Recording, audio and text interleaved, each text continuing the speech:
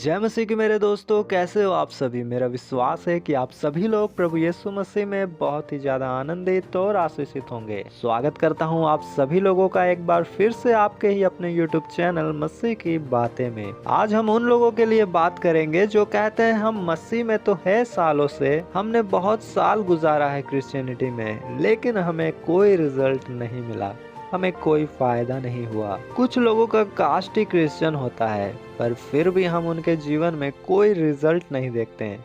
लोग बूढ़े होकर मसीह में सो जाते हैं, पर कुछ भी काम नहीं हो पाता। अब सवाल आता है, क्यों नहीं होता उनके जीवन में कुछ, क्यों नहीं मिलती उनको ये आशीषें जो उनको अन्य जातियों से अलग बनाए। यहाँ बहुत सारे सवाल हैं, और जब दूसरे भी देखते हैं कि ये मसीह में है और फिर भी इनका जीवन हमारे जैसा है या हमसे भी बुरा है, तो यहाँ अन्य जाति ठोकर खाते हैं और प्रभु में बिलीव करना उनके लिए मुश्किल हो जाता है। अब बात है यहाँ कौन जिम्मेवार है। क्या परमेश्वर को उनके जीवन में नहीं काम करना चाहिए जो पैदाशी क्रिश्चियन है, या सालों से मसीह को अपनाए हुए हैं?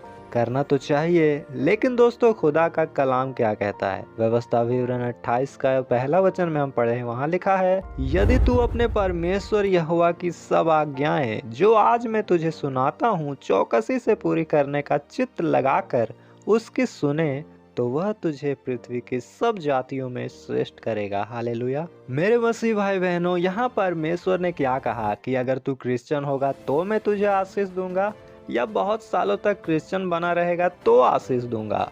नहीं, क्योंकि ये व्यवस्था विवरण की सारी आज्ञाएं उन लोगों को लिखी गई थी जिसे हम कहें तो पैदाइशी क्रिश्चियन थे।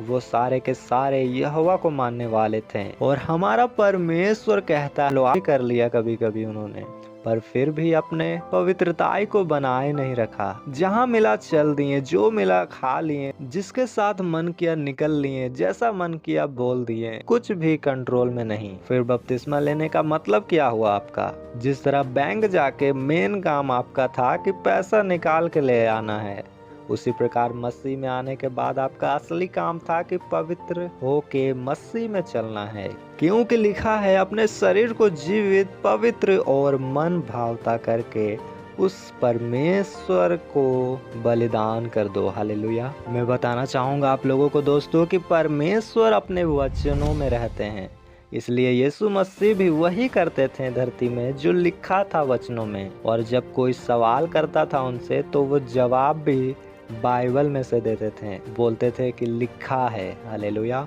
और आपने कई बार बाइबल में ये पढ़ा होगा कि यीशु मसीह पानी पर चले। क्यों? वो उस पार किसी नाव से भी तो जा सकते थे।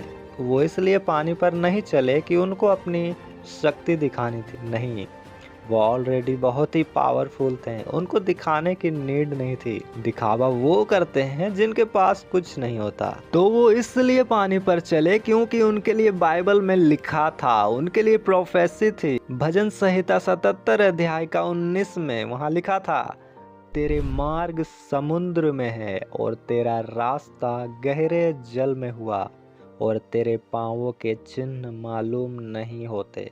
और आप जानते हैं कि जहाँ पतरस को जीसस ने पानी पर अपने पास आने की आज्ञा दी, वो गहरा समुद्र था। इसलिए लिखा है कि पतरस शक करने के कारण वहाँ डूबने लगा। हालेलुया।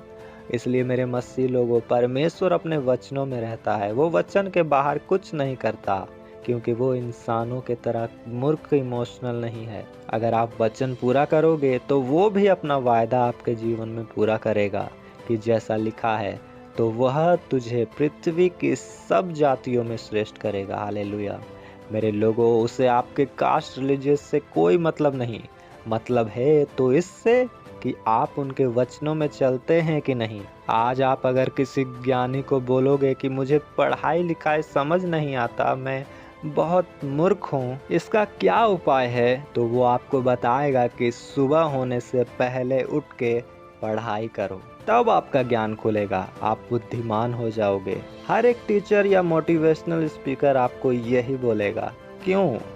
क्योंकि ऐसा बुद्धि हमें बाइबल में बताती है कि उसे कैसे ढूंढना है। नीति वचन 8 का 17 में लिखा है कि बुद्धि वहाँ कह रही है, जो मुझसे प्रेम रखते हैं उनसे मैं भी प्रेम रखती हूँ, और जो मुझको यत्न से तड़के उठकर खोजते हैं वे मुझे पाते हैं। हालेलुया। और इसे साइंस भी मानता है। हर एक पढ़ा लिखा ज्ञानी बाइबल को झुठला नहीं सकता। पूरा विज्ञान भी गवाही देता है कि बाइबल एक रियलिटी का बुक है। लेकिन आज कुछ मूर्ख धर्म के ठेकेदार, जिनके धर्म में वो बोलते हैं खुद कि पृथ्वी सांप के मुंडी में खड़ा है, वो हमें कहते हैं कि बाइबल में पृथ्वी को चपटी लिखा है।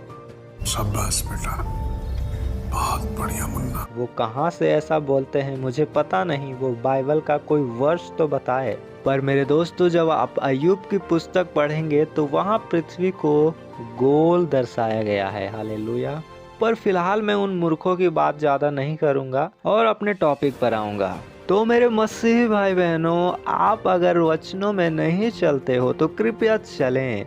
नाम के क्रिश्चियन ना बने रहें कि मैं प्रोटेस्टेंट हूँ, मैं रोमन कैथलिक हूँ, मैं पेंटिकोस्टल हूँ, मैं ऑर्थोडॉक्स हूँ।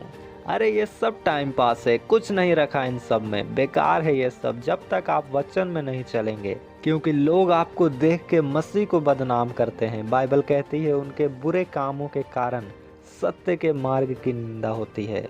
इसलिए आप क्रिश्चियनिटी में धब्बा ना बने, एक इफेक्टेड क्रिश्चियन बने जो रोशनी की तरह चमके और दूसरों के अंधकार जीवन में भी रोशनी ला दे। हालेलुया।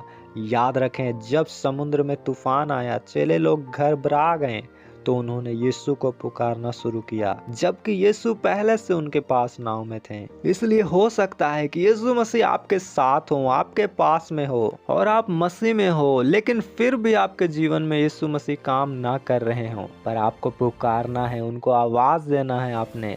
पर आपकी आवाज तब तक नहीं पहुंचेगी परमेश्वर के कानों में जब तक आप पाप में रहोगे। इसलिए आप परमेश्वर के लिए खुद को पवित्र करें और जो आपको चाहिए वो खुदा आपको खुद दे देगा और लोगों के आगे आपको गवाह भी ठहराएगा, जिससे लोग देखें और यीशु के ऊपर ईमान लाएं। इसलिए मेरे लोगों, एक असरदार क्रिश्चियन बनने की कोशिश करें जो पूरे दुनिया को बदलने का ताकत रखे। आप सभी को आज का वचन समझ आ गया होगा, ऐसा मैं मानता हूँ। तो अभी के लिए इतना ही। हम फिर मिलेंगे किसी और वीडियो में परमेश्वर के जीवन चेंजिंग वर्ड के साथ। आप सबको जय मसीह की। God bless you all. तेरे लोगों में